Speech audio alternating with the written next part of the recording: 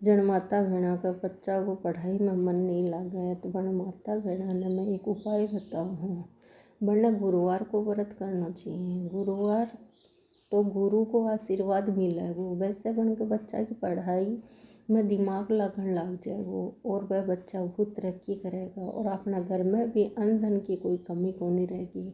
तो चलो भेड़ो आप कथा कहनी चालू करा।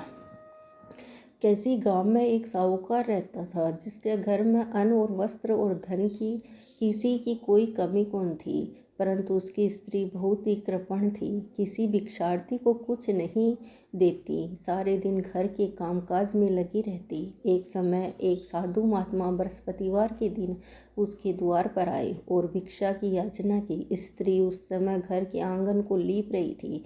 इस कारण साधु महाराज से कहने लगी कि महाराज, इस समय मैं घर लीप रही हूँ, आपको कुछ नहीं दे सकती, फिर किसी अवकाश के समय आना। साधु महात्मा खाली हाथ चले गए। कुछ दिन पश्चात वही साधु महाराज आए, उसी तरह भिक्षा मांगी। साहूकारणी उस समय लड़के को खाना खिला रही थी।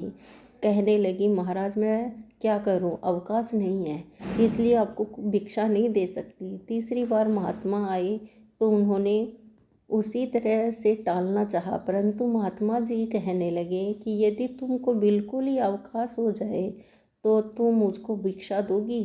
साहूकारणी कहने लगी, हाँ महाराज, यदि ऐसा हो जाए तो मैं आपकी बड़ी कृपा होगी। साधु महात्मा जी कहने लगे कि अच्छा, मैं एक उपाय बताता हूँ। तुम बृहस्पतिवार को दिन चढ़े उठना पर और सारे घर में झाड़ू लगाकर कूड़ा एक कोने में जमा करके रख देना।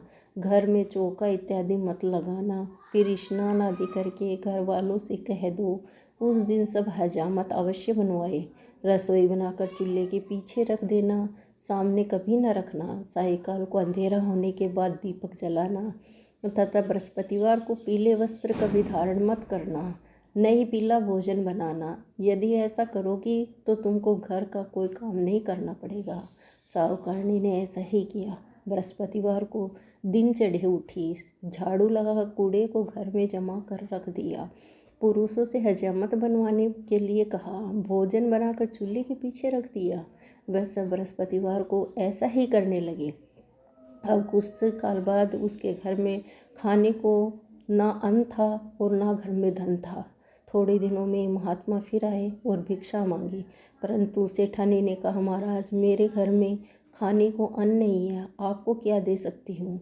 तब महात्मा ने कहा कि जब तुम्हारे घर में सब कुछ था तब भी तुम कुछ नहीं देती थी, अब तो पूरा अवकाश है तब भी कुछ नहीं दे रही हो, तुम क्या चाहती हो।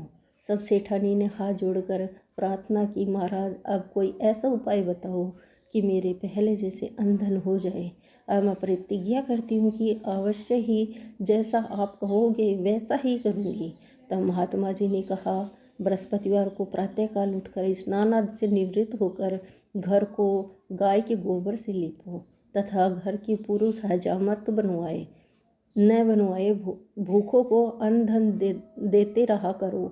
ठीक सायंकाल दीपक जलाओ। यदि एक ऐसा करोगी तो तुम्हारी सब मनोकामनाएं भगवान बृहस्पति जी की कृपा से पूर्ण होगी। सेठानी ने ऐसा ही किया और उसके घर में धन धान्य जैसा वैसा ही हो गया जैसा पहले था। इस प्रकार भगवान बृहस्पति जी की कृपा से अनेक प्रकार के सुख भोग कर दीर्घ काल तक वह जीवित रही तथा उसके बच्चों ने बहुत तरक्की की गुरु की कृपा से। हे गुरु, भगवान जैसा साहूकारणी को दिया वैसा सबको देना, कहता सुनता उकारा बरतता है। हमारा सारा परिवार ने दिए।